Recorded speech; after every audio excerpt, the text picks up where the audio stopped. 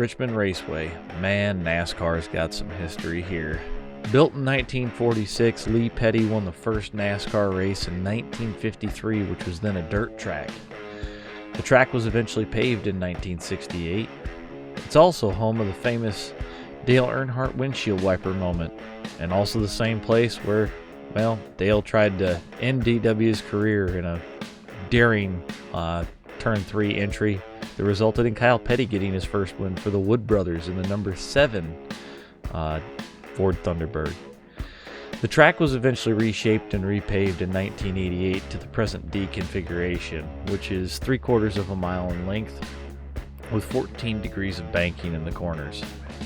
So we're going to go ahead and break into this thing and show you guys how to run it. Alright guys, so I'm going to do something a little different here with this. We're going to go around the track together slow at first so I can kind of walk you around how this place drives. You'll be able to see my inputs, things of that nature. Hopefully it'll help you a little bit better, especially with a track like this where entry and exit is so key here. So let's go ahead and we're just going to pull out on the track here.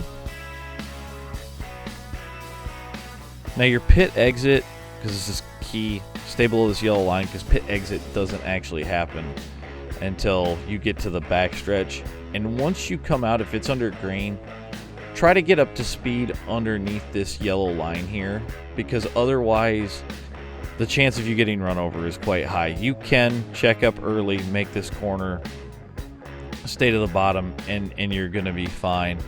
But you just don't want to get run over, especially if it's a green flag run, and then people are going to get all sorts of mad and everything like that. So be mindful as you're coming off of pits. But we'll walk you through this, and I'm going to stop right here for a minute so you guys can kind of see.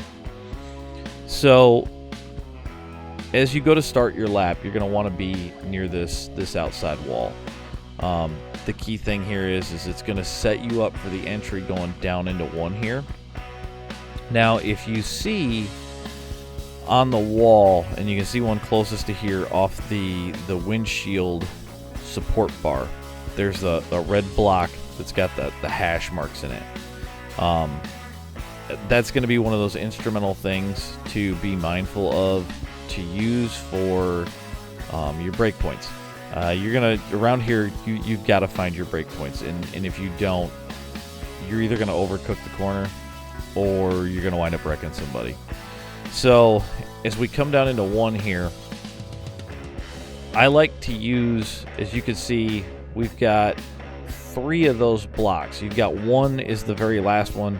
You back it up a few blocks, you got another one, and then you've got this 3rd one right here.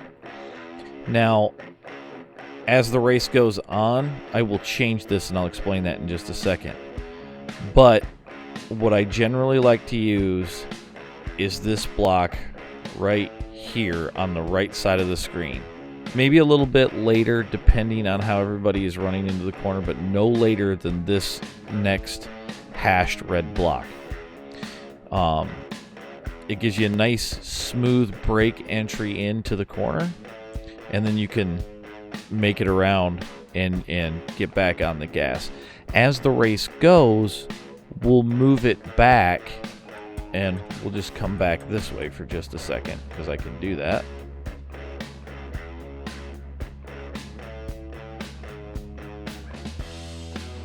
As the race goes on, we'll move it to this hash mark here. But that's just going to be, if you wind up going long green flag, then that's when you're going to probably wind up moving it back. Remember, you only get 2 sets of tires here. So, all right. So if we make our brake point there, I like to kind of let the brakes pull it and turn it in, if you have your brake settings correctly, and let it roll. And then we're going to late apex this corner. Now, sometimes clipping this apron long in a run will help. You don't want to do it too much, because it'll pull you hard left, and then you're just going to slide sideways. And then we're going to make a smooth transition back into the gas, bring it out towards the wall. And now here on the back stretch, I like to, at the start of the race, use the black box on the side of the wall here. And then there's the Xfinity logo. I will start at the the last Xfinity logo, and then we'll back it up as the race goes on, just like we did on the front stretch there. You can fudge it a little bit, and you can see the red hashed box here. You can break in between the end of the black box on the wall and that box, and maybe rush that corner a little bit more to try to pick up a couple of seconds. But as you come through 3 and 4, you have to be on your game here, because you can have it over rotate because it's so flat coming in. It'll kind of wash the rear end up. So we make our brake here. I like to pile on the brake right away, come off the brake as we start our turn in, come across the second lane, start dipping into the first, and then late apex right about here, get back on it, and then bring it out to the wall. So now we'll go ahead and we're going to put all of this into practice. I'll run 2 laps for you guys so you can see it, and we'll go from there. Okay guys, so here we go for the first of 2 timed laps. We're going to come out of turn 4 here. We're going to be hard on the gas, right up by the wall, hit our brake point right here, pile on the brake, start easing off, let it come down. Once it makes that rotation, start to get back in the gas, hard on the gas along the back stretch, hit our brake point, pile on the brake, trail off, bring it down to the bottom, late apex through there, get back on the gas, bring it out to the wall. We're going to be hard on the gas again. We're going to hit our brake point one more time, pile on that brake, easing back off, letting it rotate. Nice and hard on the gas as we come out of the corner. Got a little loose there, so a little bit early. Pile on that brake, bring it down and across again. And we're going to be hard back into the gas. And that's 2 laps here around Richmond. Okay guys, now that you've seen me drive around here and kind of show you the way that the line works, we're going to bust into the technical details here. First off, I do want to say this track's really enjoyable. For as many cautions as you may see, it's still a very fun track to drive, very technical, challenging track to drive. So I highly suggest, even if you get wrecked, stick in it. You might be surprised, you might be able to come back from it. Now, as far as the way that the race is going to roll itself, you're not going to need fuel here. It's going to be more of a tire management kind of game, and when do you want to go take that set, and if you're going to actually need both sets. From what I'm seeing so far, I don't think you're going to need both sets, maybe just one. I say that because what you're about to see was built off of 30 lap runs instead of 20 this time around. I wanted to give it more time to get some heat the tires, especially for this place being it's a short track, and see what kind of wear we're looking at.